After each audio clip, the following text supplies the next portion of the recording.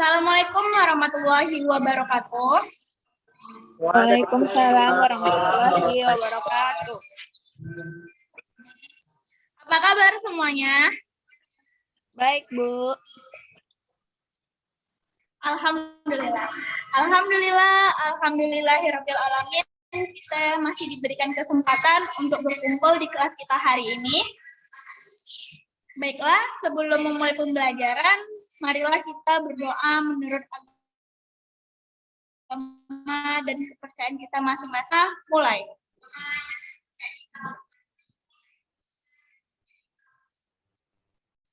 Berdoa selesai. Baiklah, sebelum kita memulai pembelajaran, Ibu absen terlebih dahulu ya.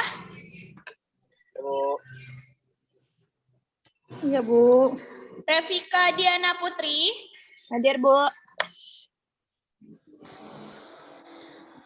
Muhammad Pahat. Hadir, Bu.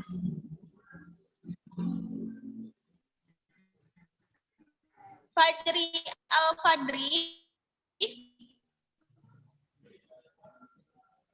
Hadir. Baik, Indah Nur Aisyah. Hadir, Bu. Hadir, Bu. Oke, berarti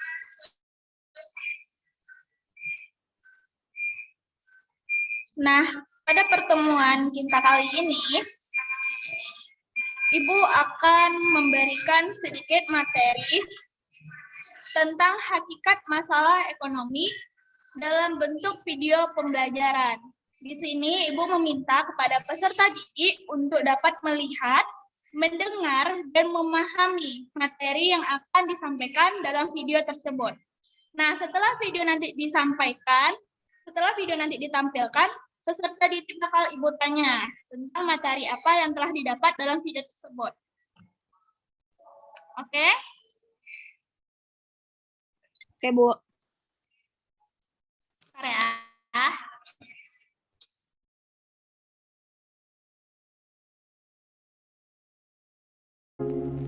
Ada pertanyaan mendasar yaitu, bagaimana caranya manusia dapat mencukupi kebutuhannya untuk mencapai kemakmuran, sementara alat pemuas kebutuhan jumlahnya tidak sepadan dengan barang atau jasa yang dibutuhkan. Nah, pertanyaan tersebut merupakan masalah pokok dalam ekonomi. Dan inilah yang akan kita pelajari pada video kali ini.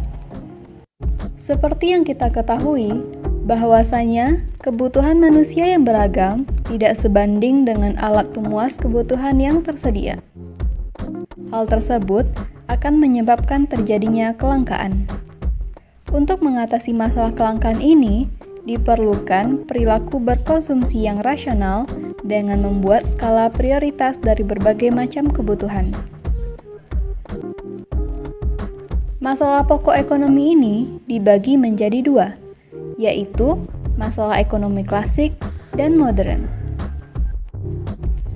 Yang pertama, menurut aliran klasik.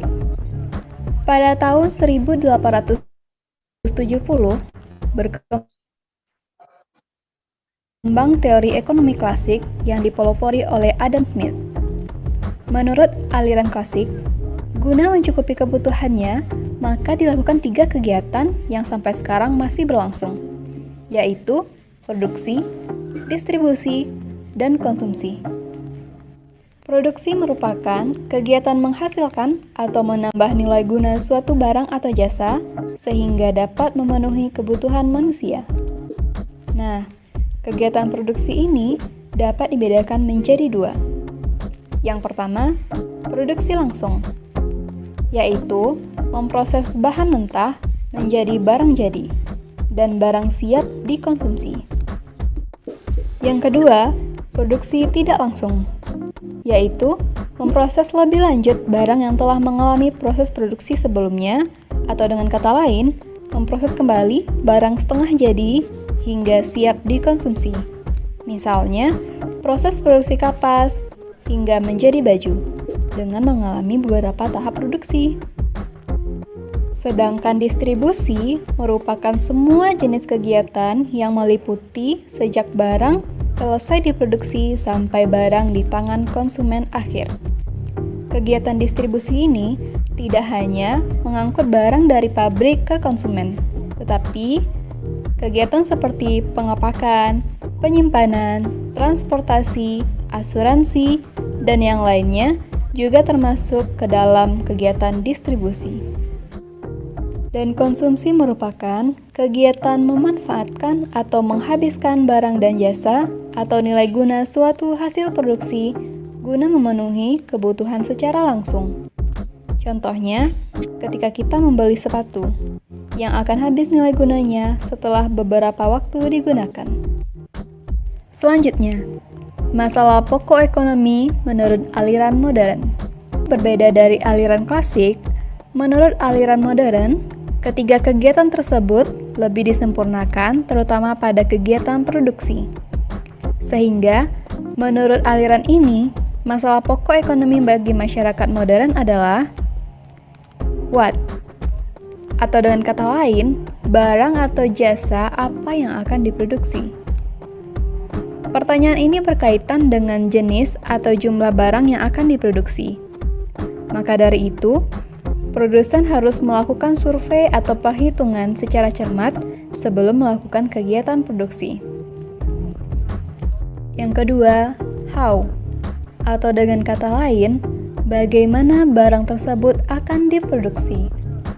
Pertanyaan ini berkaitan dengan teknik produksi serta kemampuan produsen dalam mengkombinasikan setiap faktor produksi, sehingga terjadi efisiensi dan efektivitas produksi. Misalnya, dengan menggantikan produksi manual dengan produksi secara mesin. Dan yang ketiga, for whom, atau untuk siapa barang tersebut diproduksi. Survei sekali lagi memegang peranan penting, karena produsen harus selalu tahu selera dan daya beli pasar. Agar barang diterima di pasar, maka harus memproduksi beberapa jenis atau tipe barang sesuai pangsa pasar yang menjadi sasaran konsumen. Nah,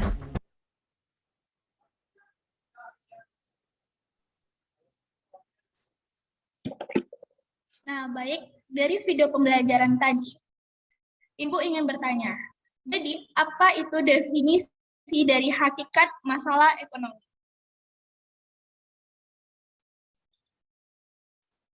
Ada yang bisa jawab?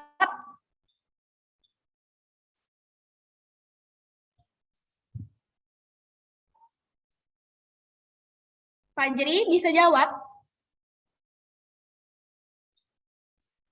Bisa, Bu. Silakan. Yaitu, masalah ekonomi ini terjadi akibatnya banyak permintaan manusia, tetapi alat pemuas kebutuhan jumlahnya tidak mencukupi, Bu. Nah, jika banyaknya jumlah permintaan, tapi alat pemuas kebutuhan tidak mencukupi, itu termasuk masalah ekonomi di bidang apa? Di bidang kelangkaan, Bu. Oke. Selanjutnya, Ibu mau nanya. Tadi kan masalah pokok ekonomi itu terbagi menjadi dua aliran. Ada yang tahu? Selain Fajri, ada yang bisa jawab? Silakan. Klasik dan modern, Bu. Apa? Klasik dan modern. Oke, baik. Nah, aliran klasik dan modern. Nah, klasik itu tadi kan ada 3 pilihannya. Yang pertama ada produksi, selanjutnya distribusi, dan Konsumsi. konsumsi. Oke, baik. Nah, dari materi yang tadi disampaikan, ada yang belum paham? Paham, Bu. Oke. Nah, teman-teman semua dan anak-anak murid Ibu, apa yang bisa diambil kesimpulannya dari materi hari ini?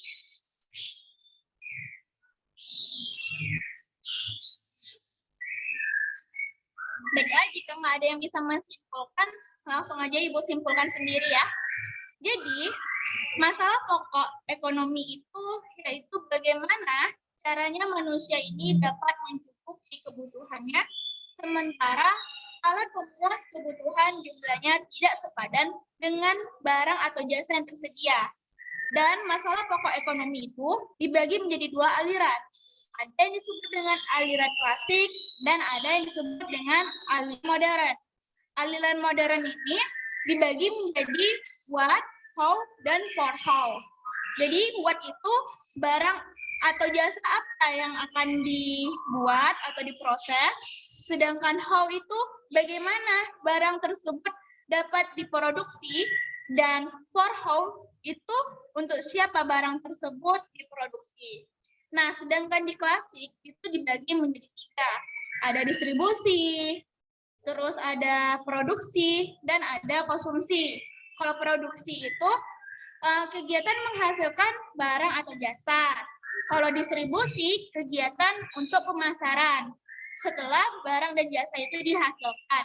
Sedangkan konsumsi di sini adalah kegiatan yang bertujuannya untuk mengurangi atau menghabiskan daya guna suatu barang.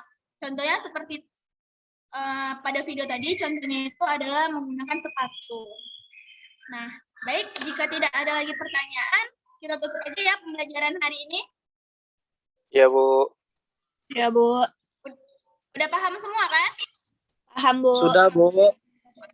Nah, kalau udah paham, ada tugas yang Ibu kasih melalui Google Classroom. Nanti jangan lupa dikerjain ya. Baik, Bu. Baik, Bu. Oke, baik. Nah, kita tutup aja pembelajaran hari ini dengan mengucapkan hamdalah. Alhamdulillah. Alhamdulillahirrahmanirrahim. Terima kasih ya semuanya telah mengikuti pembelajaran Ibu dengan baik. Dah, Ya, silakan Bu. keluar dari Zoom. Ya, Bu.